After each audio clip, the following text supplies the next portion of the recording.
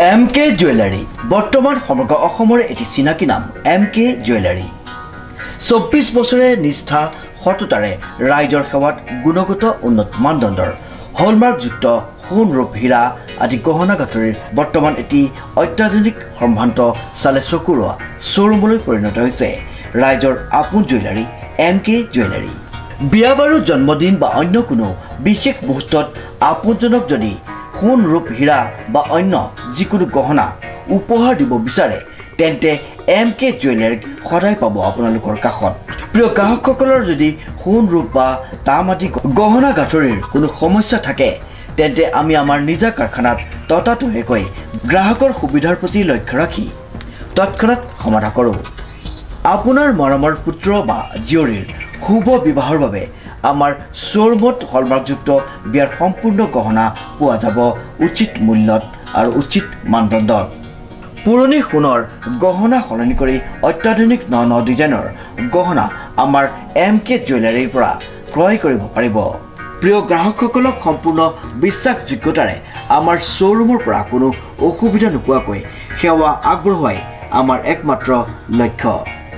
গতিকে আজিয়েই সপৰিয়ালে আহক আমাৰ শ্বৰুম MK জুৱেলাৰীলৈ আৰু লৈ যাওক আপোনালোকৰ সপোনৰ গহনা গাঁথৰিসমূহ। আমাৰ ঠিকনা MK জুৱেলাৰী ৰূপহীয়ালি ষ্টুডেণ্ট গেলেৰীৰ কাষত। নমস্কাৰ, নিউজ নাওৰ ষ্টুডিঅ'ত মই শ্ৰীমন্ত মাধৱ বৰুৱা। চাওঁ আহক কি আছে আজি আমাৰ সংবাদ। সামাজিক, সাংস্কৃতিক, শৈক্ষিক আৰু পাৰিপাৰ্শ্বিক অনুষ্ঠান সম্প্ৰীতি যুৱ সংঘই সদৌ অসম ভিত্তিত আয়োজন কৰা বিভিন্ন প্ৰতিযোগিতাৰ বঁটা প্ৰদান অনুষ্ঠান সম্পন্ন। নিউজ নাওৰ এক প্ৰতিবেদন। দেওবাৰে প্ৰদান কৰা হয় সম্প্ৰীতিৰ সদৌ অসম ভিত্তিত আয়োজন কৰা বিভিন্ন প্ৰতিযোগিতাৰ পুৰস্কাৰসমূহ। সম্প্ৰীতি যুৱ সংঘৰ সদস্যসকলৰ দ্বাৰা পৰিৱেশিত কুৰাছৰ পিছতেই বন্তি প্ৰজ্বলন কৰে মুখ্য উপদেষ্টা মাখন চন্দ্ৰ বৰা, বদন চন্দ্ৰ দত্ত, গৌতম বৰা আৰু প্ৰণৱ দাসে।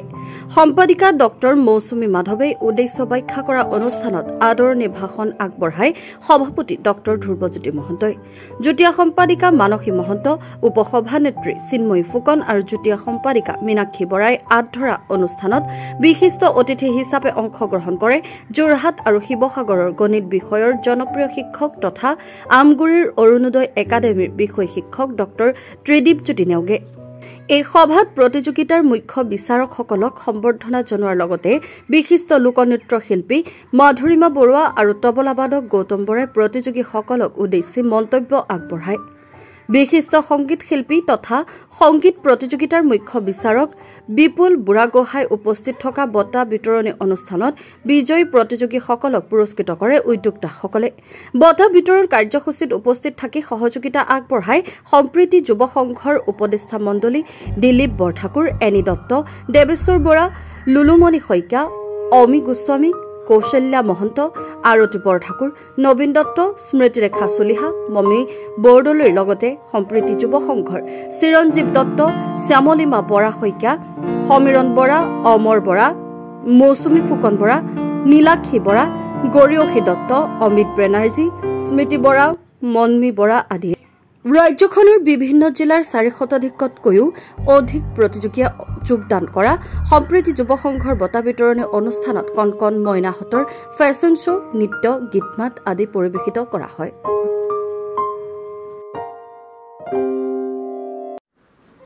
অসমৰ সাংস্কৃতিক ৰাজধানী যোৰহাটৰ এক অন্যতম সাংস্কৃতিক অনুষ্ঠান সম্প্ৰীতি যুৱ সংঘ। ইতিমধ্যে 2 বছৰ অতিক্ৰম কৰিছে সম্প্ৰীতি যুৱ সংঘই। এই সম্প্ৰীতি যুৱ সংঘৰ উদ্যোগত বিশ্ব ৰাভা দিৱস উপলক্ষে এলানি অনলাইন প্ৰতিযোগিতাৰ আয়োজন কৰা হৈছিল সদৌ অসম ভিত্তিত, আৰু বিশ্ব পৰিৱেশ দিৱস উপলক্ষে যোৰহাট জিলা ভিত্তিক এখনি চিত্ৰাংকন প্ৰতিযোগিতাৰ আয়োজন কৰা হৈছিল। এই প্ৰতিযোগিতাকেইটাত 400ৰো অধিক ছাত্ৰ ছাত্ৰীয়ে, সমগ্ৰ অসমৰ 400ৰো অধিক ছাত্ৰ ছাত্ৰীয়ে অংশগ্ৰহণ কৰিছিলে, আৰু আজি সেই প্ৰতিযোগিতাসমূহৰ বঁটা বিতৰণী অনুষ্ঠান সম্পন্ন হৈ গৈছে, আৰু লগতে এটা সাংস্কৃতিক অনুষ্ঠানো হৈ গৈছে। বঁটা বিজয়ী ছাত্ৰ ছাত্ৰীসকলে ইয়াত সাংস্কৃতিক অনুষ্ঠান পৰিৱেশন কৰিছে। এক সফল অনুষ্ঠানৰ আজি এক পৰিসমাপ্তি ঘটিছে। এই অনলাইন প্ৰতিযোগিতাসমূহ অতি আমি স্বচ্ছতাৰে অনুষ্ঠিত কৰিছিলোঁ। অসমৰ বিভিন্ন প্ৰান্তৰ ছাত্ৰ ছাত্ৰীয়ে ইয়াত বঁটাসমূহ বিজয়ী হৈছে। গতিকে মই সকলো বঁটা বিজয়ী প্ৰতিযোগীক মই অভিনন্দন জ্ঞাপন কৰিছোঁ আৰু আমাৰ প্ৰতিযোগিতাত অংশগ্ৰহণ কৰা প্ৰতিগৰাকী প্ৰতিযোগীক আমি আন্তৰিক শুভেচ্ছা জ্ঞাপন কৰিছোঁ। আমি ভৱিষ্যতেও এনেধৰণৰ আমি প্ৰতিযোগিতা আয়োজন কৰি যাম। আমাৰ উদ্দেশ্য হ'ল ছাত্ৰ ছাত্ৰীসকল কেৱল পৰম্পৰাগত শিক্ষাৰ লগতে সমান্তৰালভাৱে আমি বৌদ্ধিক আৰু সাংস্কৃতিক দিশতো তেওঁলোকক আগবঢ়াই সমৃদ্ধিশালী এক সমাজৰ যাতে আমি সৃষ্টি কৰিব পাৰোঁ, সেই উদ্দেশ্য আগত ৰাখি আমি বহুতো পৰিকল্পনা অনাগত দিনত আমি লৈছোঁ। তাৰ অংশস্বৰূপে আমি ভৱিষ্যতে আমি কেইমাহমানৰ ভিতৰতে আমি এটা স্পেল বি প্ৰতিযোগিতা আয়োজন কৰিম বুলি ভাবিছোঁ। এটা মেথমেটিক্স অলিম্পিয়াড আমি সদৌ অসম ভিত্তিত কৰিম ভাবিছোঁ। লগতে আমাৰ কুইজ প্ৰতিযোগিতা আছে। এই প্ৰতিযোগিতাসমূহ আমি অনাগত দিনত আমি অতি সোনকালেই পালন কৰিম। আৰু সাংবাদিক বন্ধুসকল, আপোনালোক আজি আমাৰ মাজত আহি আমাক সহায় সহযোগিতা আগবঢ়োৱাৰ বাবে আপোনালোকক মই আন্তৰিক ধন্যবাদ জ্ঞাপন কৰিছোঁ। আৰু মই সম্প্ৰীতি যুৱক সংঘৰ তৰফৰ পৰা আজি এই সাংস্কৃতিক অনুষ্ঠানত উপস্থিত থকা প্ৰতিগৰাকী অভিভাৱক আৰু ৰাইজক মই আন্তৰিক ধন্যবাদ আৰু কৃতজ্ঞতা জ্ঞাপন কৰিছোঁ। ধন্যবাদ। সম্প্ৰীতি যুৱ সংঘৰ উদ্যোগত আমাৰ বিভিন্ন প্ৰতিযোগিতা হাতত লোৱা হৈছিল। সেই প্ৰতিযোগিতাৰ আজি বঁটা বিতৰণী সভা অনুষ্ঠিত কৰা হ'ল আৰু এই কাৰ্যসূচীত অংশগ্ৰহণ কৰা সকলো অভিভাৱক আৰু ছাত্ৰ ছাত্ৰীলৈ মোৰ আন্তৰিক শুভেচ্ছা আৰু ধন্যবাদ জ্ঞাপন কৰিছোঁ। আৰু ভৱিষ্যতে আমাৰ সম্প্ৰীতি যুৱ সংঘই এনেদৰে কাৰ্যসূচী হাতত লৈ আগবাঢ়ি যাব আৰু তাৰ বাবে আমি সকলোৰে ওচৰত আশীৰ্বাদ বিচাৰিছোঁ। ধন্যবাদ। ৰাভা দিৱস উপলক্ষে আমি আয়োজন কৰা অনলাইন প্ৰতিযোগিতাসমূহত প্ৰায় আমাৰ অসম আৰু আনকি অসমৰ বাহিৰৰো ভাৰতবৰ্ষৰো বিভিন্ন প্ৰান্তৰ পৰা প্ৰায় 200ৰো অধিক প্ৰতিযোগীয়ে অংশগ্ৰহণ কৰিছিল। সেইবাবে আমি প্ৰতিযোগীসকল আৰু তেওঁলোকৰ অভিভাৱকলৈ ধন্যবাদ জ্ঞাপন কৰিছোঁ। আৰু সেই প্ৰতিযোগীসকলৰ মাজৰ পৰাই মুখ্য বিচাৰকৰ বিচাৰক্ৰমে যি বিজয়ী প্ৰতিযোগী আমি ঘোষণা কৰিছিলোঁ আৰু তেওঁলোকৰ বঁটা বিতৰণী অনুষ্ঠান আজি আমাৰ তাৰকাগৃহৰ প্ৰেক্ষাগৃহত সুকলমে অনুষ্ঠিত হৈ যোৱাৰ বাবে আমি আমাৰ সমূহ কৰ্মকৰ্তাৰ ফালৰ পৰা আমাৰ সাংবাদিক বন্ধু দুজন আৰু তাৰ লগতে অভিভাৱকসকল আৰু ছাত্ৰ ছাত্ৰীসকল আৰু উপস্থিত থকা অন্যান্য অভিভাৱকসকললৈ ধন্যবাদ জ্ঞাপন কৰিছোঁ। সম্প্ৰীতি যুৱ সংঘৰ তৰফৰ পৰা আপোনালোকক আমি ধন্যবাদ জনাইছোঁ।